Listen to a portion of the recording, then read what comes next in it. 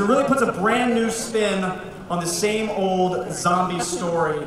It's about a human survivor of a pandemic who's looking for a cure to heal a new, sort of rabid-like species of humans known as the infected. Okay, the key to that cure is in locating the original patient zero. But as you're about to find out, there are some surprises along the way. Ladies and gentlemen, let's bring out the creative team of Patient Zero, starting with the director, Stefan Ruzowitzki, coming right out on stage right now. Give him a hand, ladies and gentlemen. Also joining him, screenwriter Mike Lee, coming out from the side of the stage. From Vikings, Camelot, and Doctor Who, Clive Standen is here, coming out. And from Game of Thrones, John Bradley, ladies and gentlemen. You like that, huh? All right. Well, if you like Game of Thrones, how about Natalie Dormer, ladies and gentlemen? And yes, there she is. Give her a hand. And yes, the Doctor is still in the house, Matt Smith, coming back out on stage right now. Double deuce. Back on. He wanted the extra exercise of going off and on again, so we gave it. Dalton, I've got a bit of housekeeping to do with you, I'm afraid. Let's do it. You said zombies. That was the last movie. This is The Infected. I'm aware. I said a new twist on the zombie story, Natalie. So I said it is infected, rabid-like species, absolutely. And Stefan, I believe we actually have something to show the fine folks here at Hall H, don't we? Why don't you tell us what we're about to see? What we're going to show you is really super fresh. We wrapped literally a couple of weeks ago. So what you see here are sort of the movie. I didn't even present it to the studio yet. We don't have any special effects in it yet, so it's really raw material. I hope you still like it. Not looking good for you, John Bradley. Not looking good. Spoiler alert. Nice to know you're a lefty, though. Thanks for that. But dude, John, you slayed a White Walker, man. These infected should be no problem. What happened there? No dragon glass, or what was going on? No bloody dragon glass, that's what it is. No. Oh, fuck, I've got an answer for that.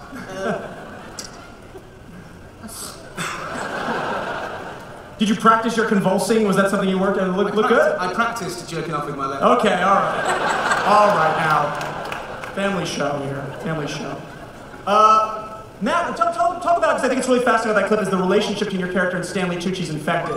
Because it felt to me almost a little like Silence of the Lambs, almost in a way, like Hannibal and Clarice. Is this like a game of cat and mouse you guys are playing, or what? Yeah. I guess it is a game of cat and mouse. And he's such a wonderful actor, Stanley. He's such a sort of wonderful spirit to have around on set. It was great fun to act, Stanley. Yeah, it's very much me trying to elicit information from the dear boy. And Natalie, what's you sort of? I know you play Matt's wife in the film, but you're sort of a very well. I don't play his wife. No. Oh, who are you playing? No, Are you in this movie? No. I think so. What's your connection to? What's your connection to finding? Because you guys need to find this antidote. There's a love triangle that Matt's character Morgan is still in love with the memory of his wife. Is she alive? Isn't she alive? Is she who she used to be? This is like one of the questions of the movie. Gina is in love with Morgan, but it's a complex situation, is the best way of putting it. But Gina is the virologist who has been designated to basically cure the world. It's a minor specification, you know. It's easy enough. So yeah, they're working as a team to find the world. Find the cure for the rabies that is infecting the infected. Excellent. And Clive, how do you fit into all this madness? Are you friend or foe, sir? Well, I play Colonel Knox, who's a bit of a firecracker. He's got an unhealthy obsession with Gina, and another unhealthy obsession with alcohol. And he seems to be the last point of call in the US military. And he feels like he's babysitting these scientists, and they're trying to find patient zero, which is like trying to find a needle in a haystack. And so there's two ways of finding a needle in a haystack. You can either actually get all the hay and put it in a vat of water and all the hay comes to the top and none of the hay is harmed and you find the little needle. Or you can do it Knox's way, which is just burn all the hay. And that's kind of who he is. I mean, he's one who just wants to shoot first and ask questions later. I know you guys want to ask some questions, so we start lining up here in just a minute. We're going to get to those, and now's the time to do it because we've got a very short window of time here. But Mike Lee here, the screenwriter, ladies and gentlemen, just last year was camped out in line to get into Hall H, and now he's on the stage. How cool is that? Right here. you know, how do you, when you wrote this, how did you strive to make this story different? I mean, we see it on the screen a little bit, but you know we have a lot of, you know, monster stories and things like that. So how did you try and craft something a little unique here?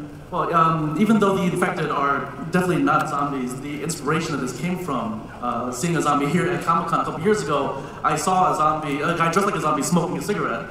And that image just stayed with me for months, and it came to the point where I kept asking myself, who was the zombie? Why was he smoking a cigarette? He had a personality, you know, that kind of, he was an individual, you know, versus like this collective threat.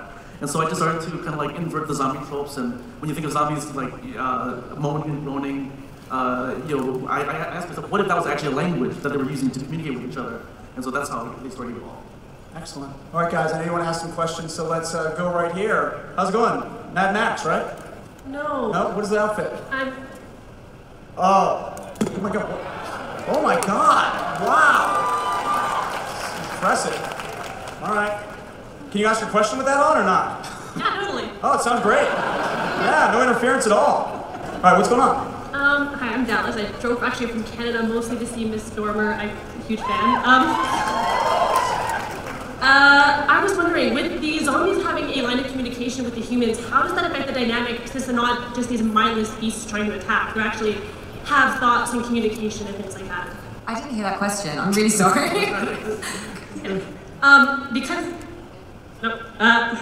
Because the zombies are able to communicate with the humans, how does that affect the dynamic since they're not just mindless beasts trying to viciously attack and eat people? Okay, I'm going to take this and I'm going to pass it to Matt.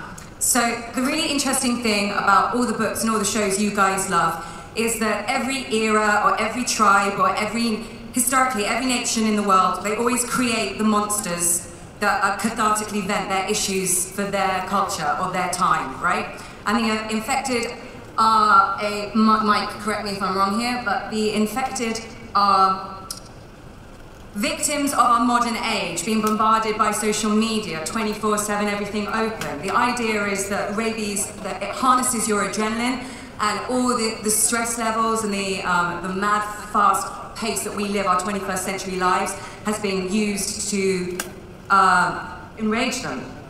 And the only person that can communicate with them, because he's been bitten but not turned, is this guy. Go. God.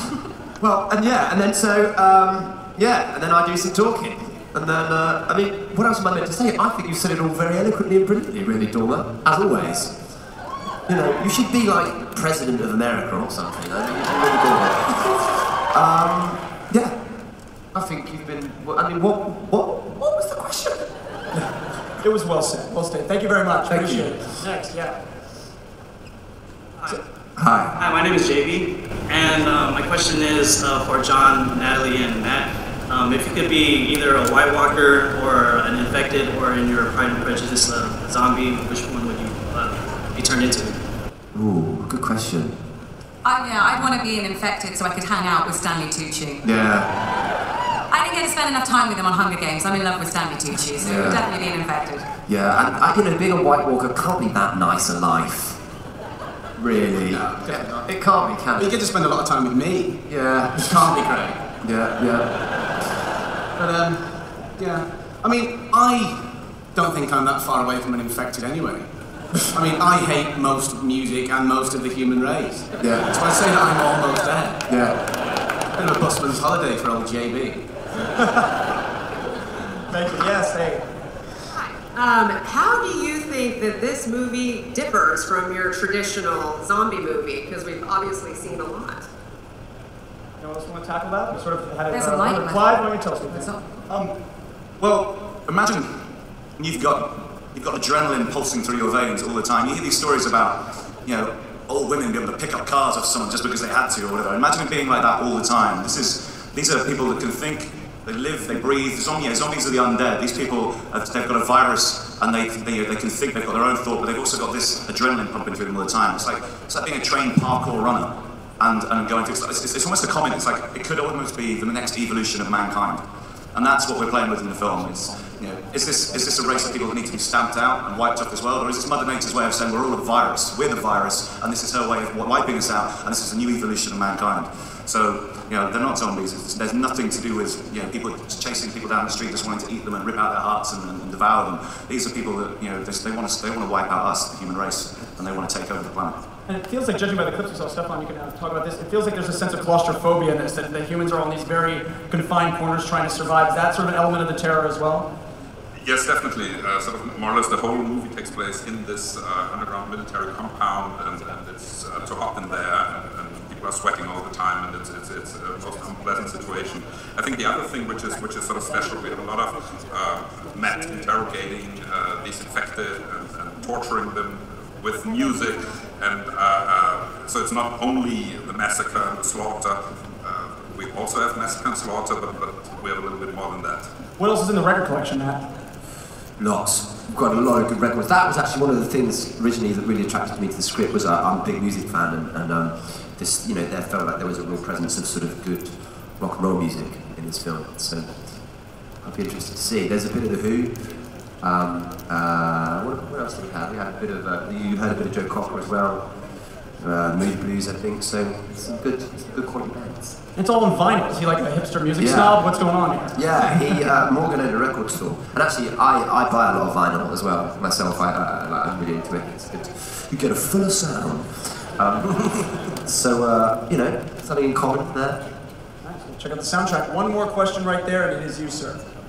So now that zombies can communicate, are they going to have like strategically planned attacks like velociraptors or anything like that? Yeah, pretty much. Wasn't Jurassic Park really good as well?